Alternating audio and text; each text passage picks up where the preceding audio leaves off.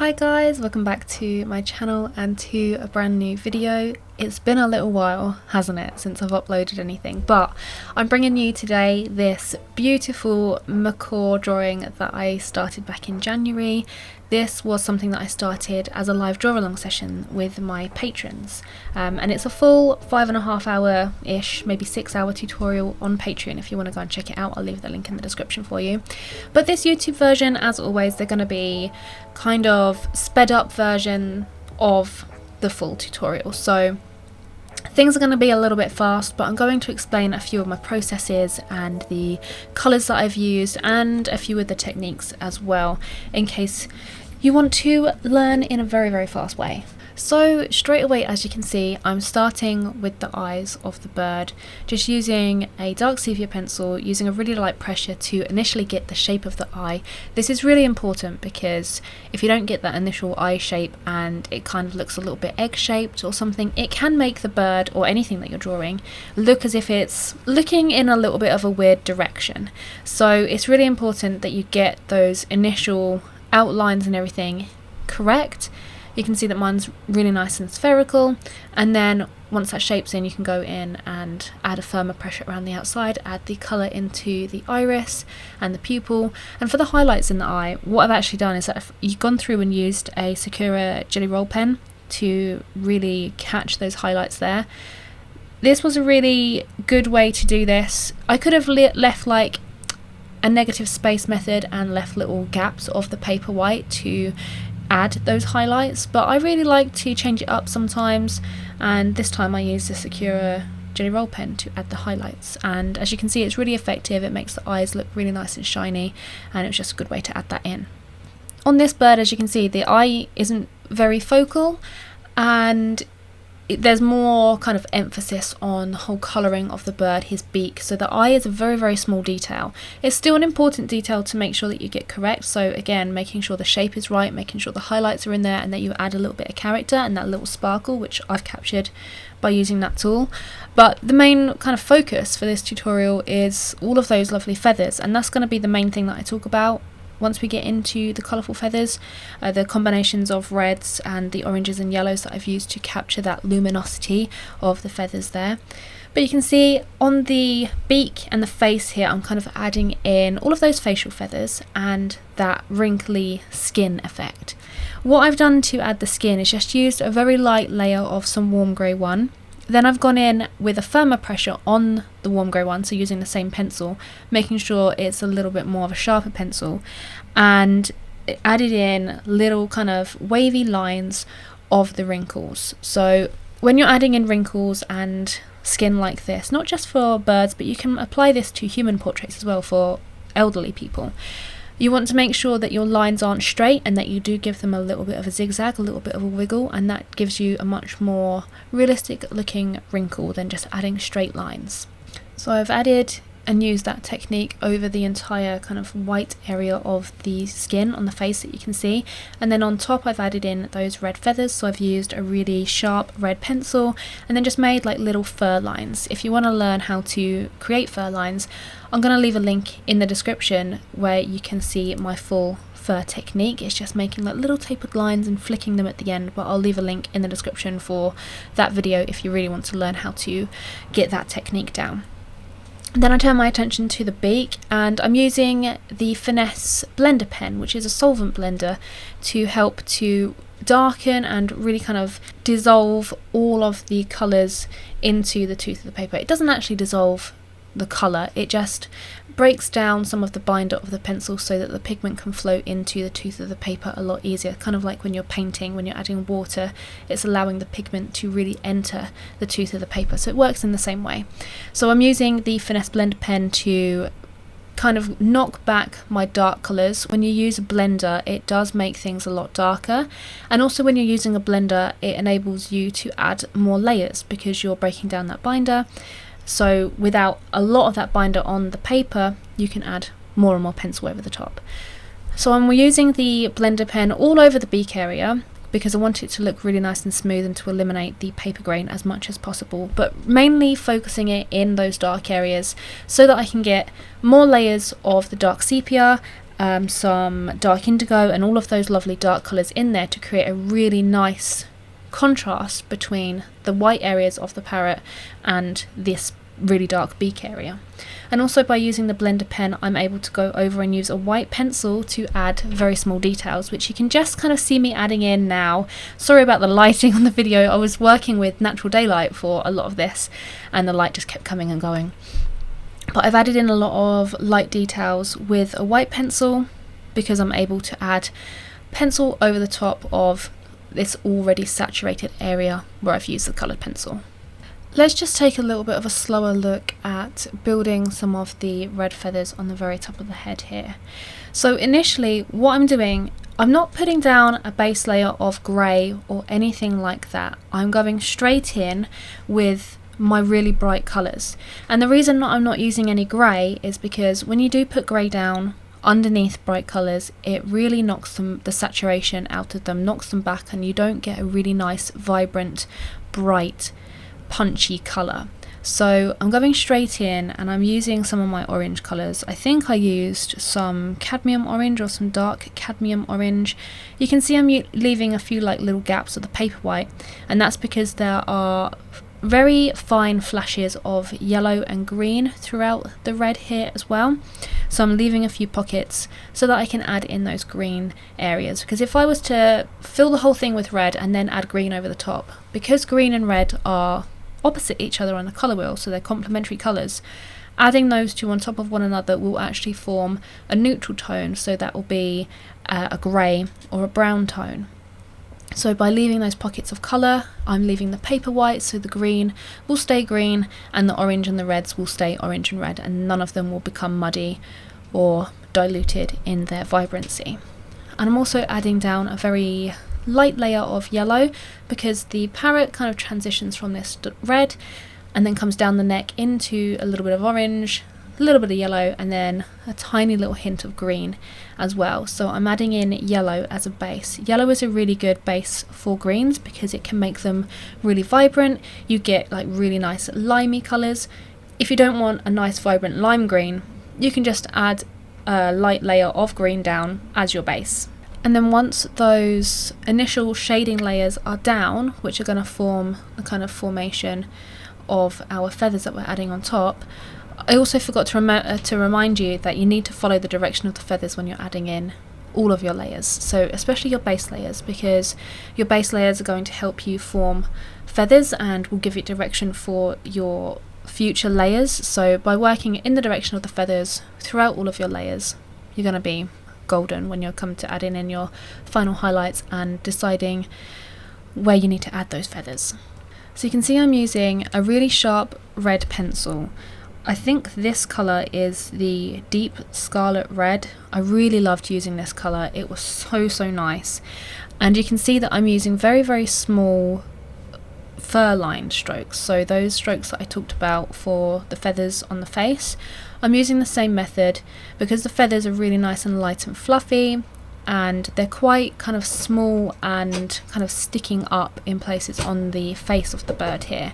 So I'm using tapered lines, so I'm making sure that they flick towards the end, and that helps to give a really nice fluffy texture, and it also helps to create a really full look as well, especially when you're laying a lot of them on top of one another like this. Let's jump straight back into fast forwarding this so we can breeze through this, because there's a lot of red feathers and everything to get to.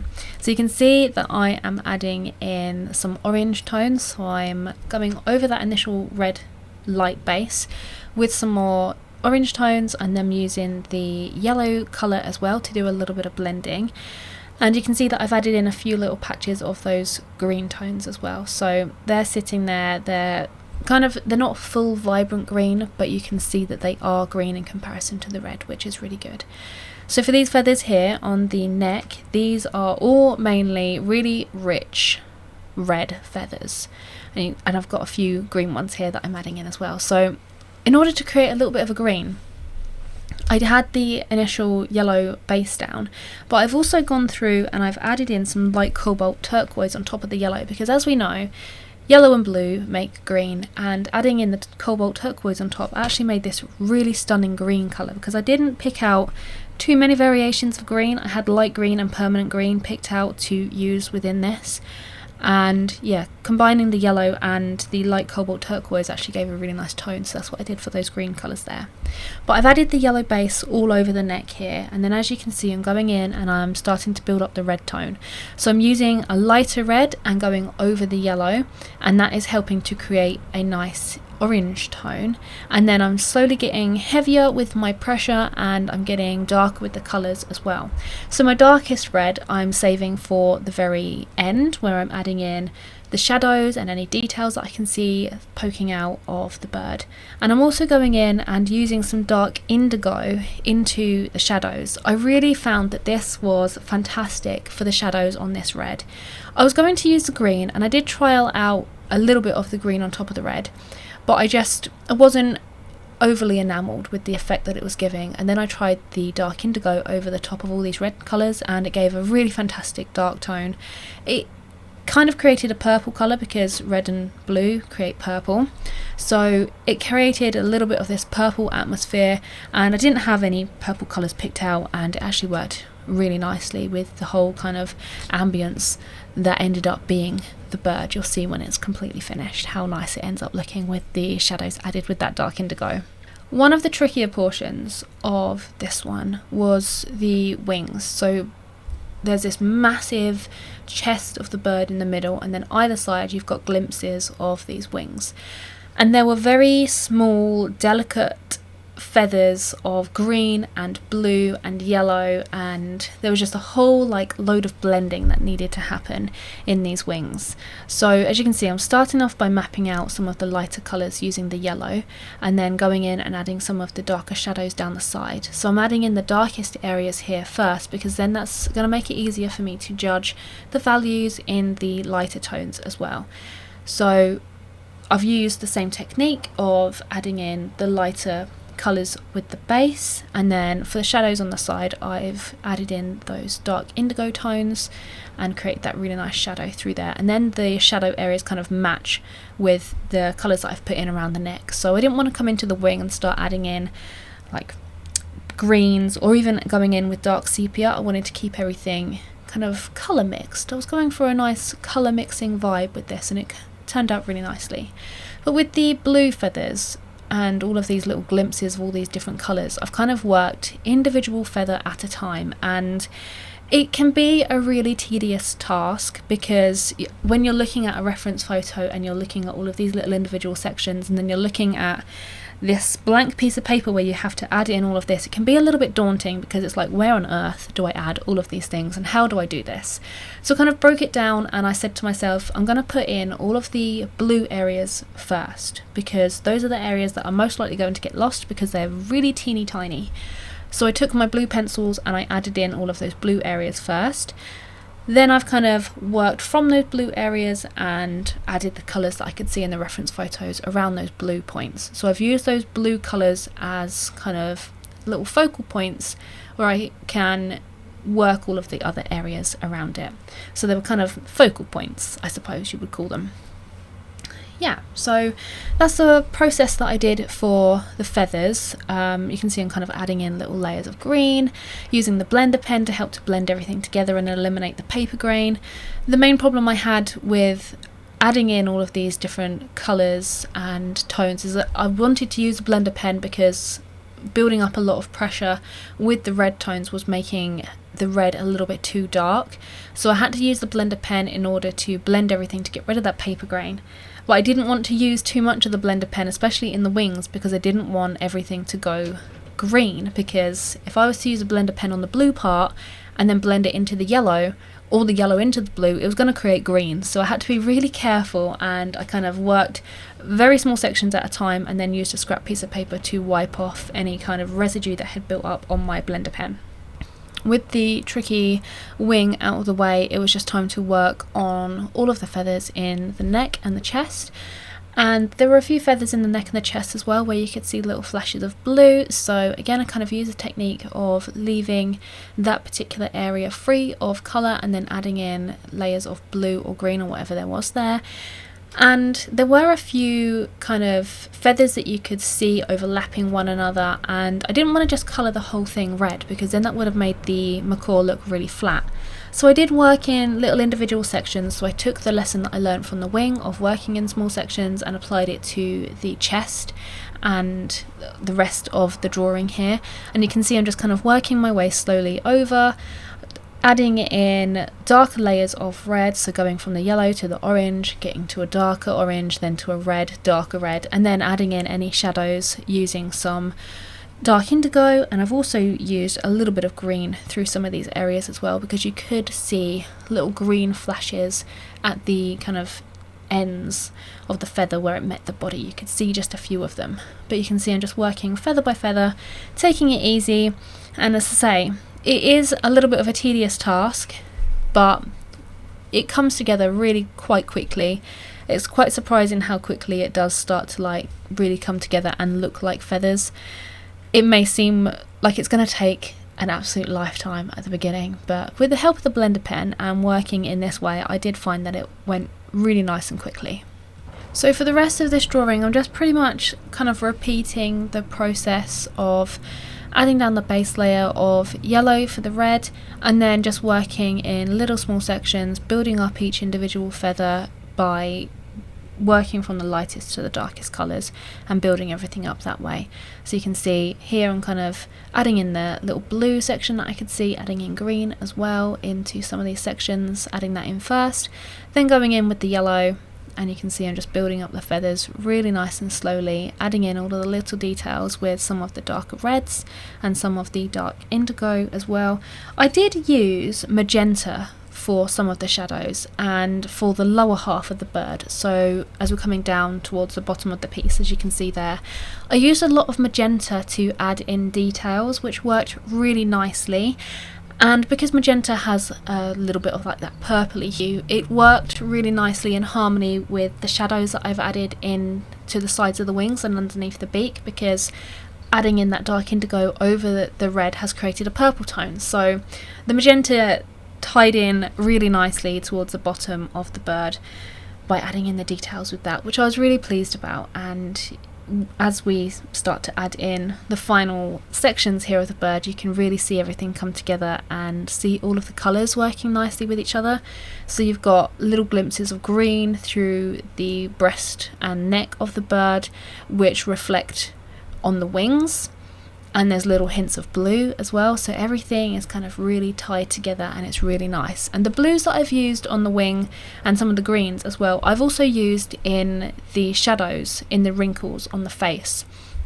So those colours are replicated in the top half of the bird as well as just in the lower half of the bird, which is really nice. So it's really good to have a nice cohesive colour scheme like that. So whenever I'm planning tutorials or pieces, I always have just a selection of colours that I like to use rather than a whole pot of pencils, because I find that when I have a whole pot of pencils I get very colour picking happy and I just pick out colours and I'm like, oh, that one will do, that one will do, and I don't then tend to think about the colours that I'm actually layering on top of one another.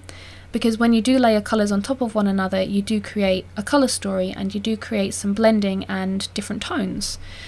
And when I'm just picking pencils out of a pot, I'm not necessarily thinking, oh, this has a blue undertone, this has a red undertone, what happens if I mix them together? I'm going to get a bit more of a purple. So I like to have predetermined colours that I can choose from and create my own colours. And then if I can't kind of create a colour, I do go to a pot and I pick out something that would be a little bit more ideal. But yeah, that's my like top piece of advice that you can take away from this particular section of this video, is making sure that you do have a nice list of colours that you're predetermined to start with, so that you're not willy-nilly picking colours and that you can combine throughout the piece to create a really nice drawing from. Anyway, we're coming towards the end of the piece now. This wing here was trickier than the other half, because it had a few kind of darker details and I did spend quite a long time trying to get them 100% correct, and it did take a little bit of trial and error. There was a little bit of frustration as well, but I got there in the end and I'm really pleased with the results of this one, and I really hope that you guys have liked this. You've probably seen on Instagram if you follow me over there. But yeah, let me know your thoughts on this piece and what you would like to see from me in the future. And as I say, you can go and check this out over on Patreon for the real-time tutorial where I explain everything as I'm doing it. But otherwise, I will see you guys soon in another video. Thanks for watching.